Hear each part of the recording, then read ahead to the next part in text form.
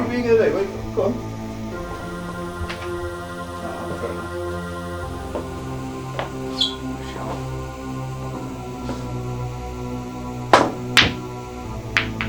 Oh, for fuck. And you still left my ball there. What the fuck? Come on, man. Here we go. That's bollocks. Fuck! That's bollocks. Anyway, this is Mickey Orlando, you know my Mickey, right? And he's going to be a part of tomorrow, in my head now, how my life works. I've got a big jigsaw puzzle in my head, got 1,000 different people, they all fit in together, right? They might not be all of the same ilk, but there's 1,000 different ones and they all mean the same bit, you know what I mean? They all mean exactly as important as the other one, if there's one missing. And tomorrow, at my party here in the house, there's going to be someone from every decade of my life, right? From before I was born, my mother is going to be here, yeah? Before I was born, while I was in infant school, I've got my brothers and sisters here, I've got friends here from junior school, secondary school, my first job from when I was a dustman, the first doorman I ever worked for, the first prison, you know, every single decade of my life, and the modern new decade of the new friends I have, yeah? And they're all going to be under one roof with me. So for me personally, being a little bit of an emotional, fucking romantic cunt, right? That actually means something to me, and I think it's quite a fucking thing, you know. It's going to be a big one for me, that. And I remember when we had hair. We had hair. Yeah, Margot? Yeah.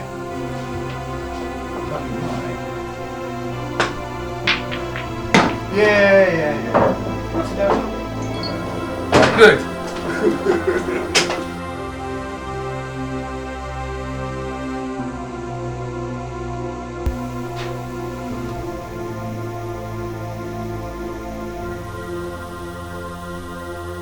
Yeah, hi, my name's Elf. I've known Dave since I was 16 years old. I've been coming down to Camelot since I was 16 years old.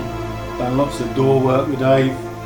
A lot of the big funerals like Ronnie Cray's funeral. Been to lots of the other funerals with Dave, to like Ronnie Biggs and whatever. Been sort of, Dave took me under his wing as a 16-year-old, and I've never really forgot it really. He's just an amazing guy. He's taught me a lot, and I've made it to 58, so I can't be doing too bad. I've been coming here since I was 16, down here, and other venues like the aquarium, Buzz Bar. Done a few doors for Dave here and there. A few of the bare knuckle boxing when he had one in the backyard here. I've done a bit of security with a few of the other lads to make sure there was no problems. And can't say no more about Dave really, only that he's been a brilliant mentor to myself. He's definitely a beautiful guy.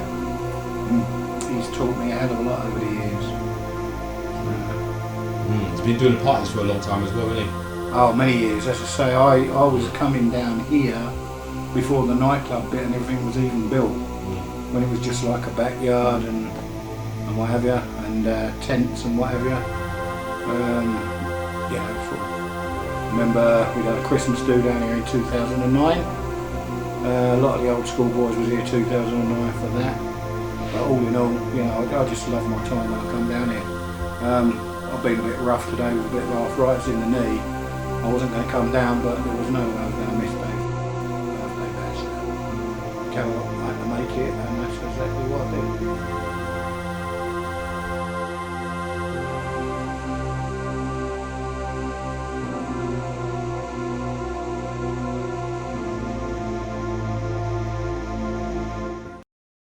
So I met Dave through Terry Stone, was Terry Turbo, back in the very early days of One Nation, Garage Nation. We were part of the security team.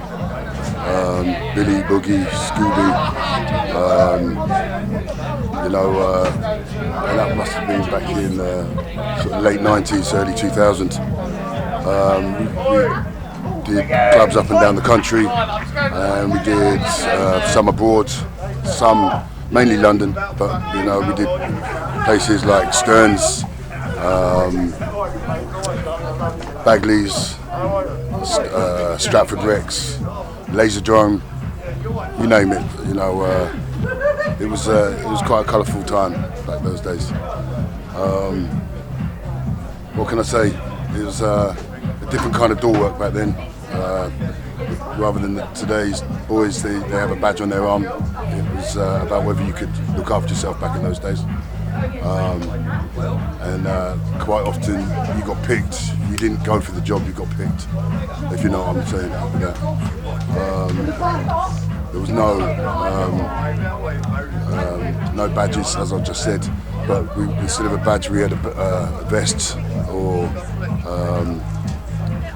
you know, I think you can work the rest out. Yeah, to work the rest of that, definitely. He helps out as much as he can to anybody. It just, some people do annoy me, because like, you know, he gives them their heart and soul. Like, you know, he helps them so much, and it seems like when some people make it, they sort of like drop him like a stone, like, you know, and I don't like that. No, that's how Because if we worked for him, they wouldn't get where they was. And I think he deserves better than that. And he's never asked anybody for anything, ever. 100%. Like, you know. Yeah, So my loyalty to him is out of me. That's out of my heart. And what can I say? The man is amazing. What he's been through in his life, as well. The things he's seen, the things he's done. Obviously, like, you know, people say he's bad or good or whatever, but it's good and bad in all of us. And people don't like it because he won't live by society's rules. Like, you know, he sees life and he wants to live it how he does, which is fantastic, great. You know, and you know, I've always been the same. You know, I believe in people, like loyalty and family and that. I believe that very strongly, which is quite sad today because there's not many families out there like that no more. No, You know, there ain't many families that actually sit down and have a meal together anymore. definitely. You know, Definitely, and yeah. it's all phone this, phone that. Never a conversation properly. Societies definitely have changed recently. Definitely And has changed. you know, the kids are growing up with no care about nothing but themselves. Like, you know, we didn't have nothing when we were growing up. That's We had right. to, you know, fight for what we wanted. I agree. I Like, agree. you know, and when we got little things, we appreciated it a hell of a lot more. Much more than people Right. do today in Oh, society. definitely, 100%.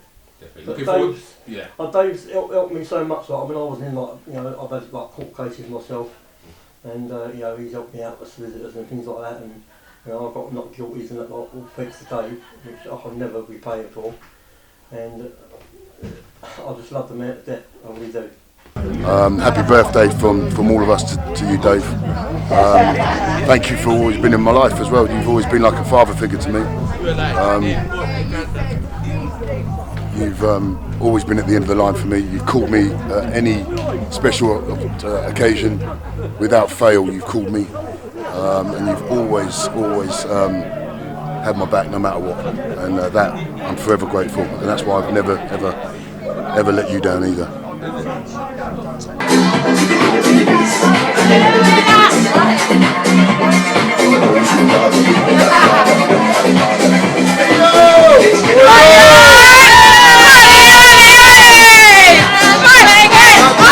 Pick up that Courtney! I love you, that Courtney! Somebody help me! Somebody help me! Oh, fuck no, hit me.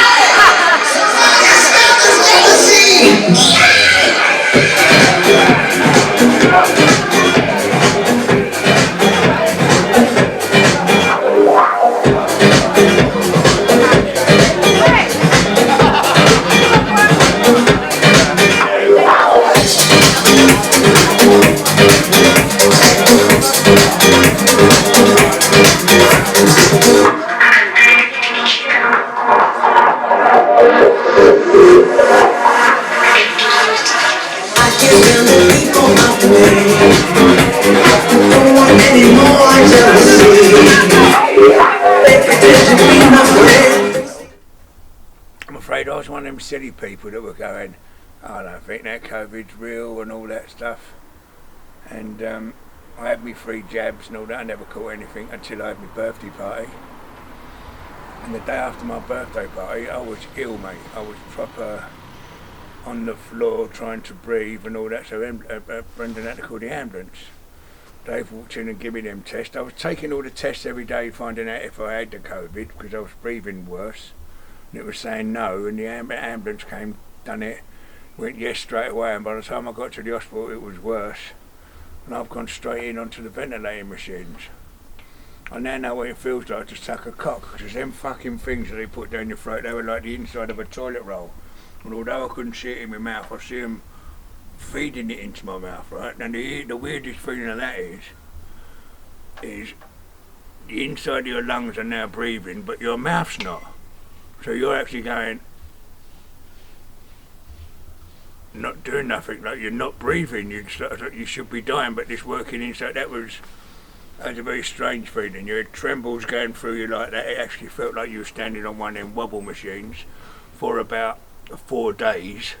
Yeah, you are so hot and sweat pouring out of you. I think I lost about 3 stone, you know, and you just kept drifting in and out of consciousness. Well, there was one night, I've got to be honest, and I'm in this one, but I was genuinely a little bit afraid because I had ran out of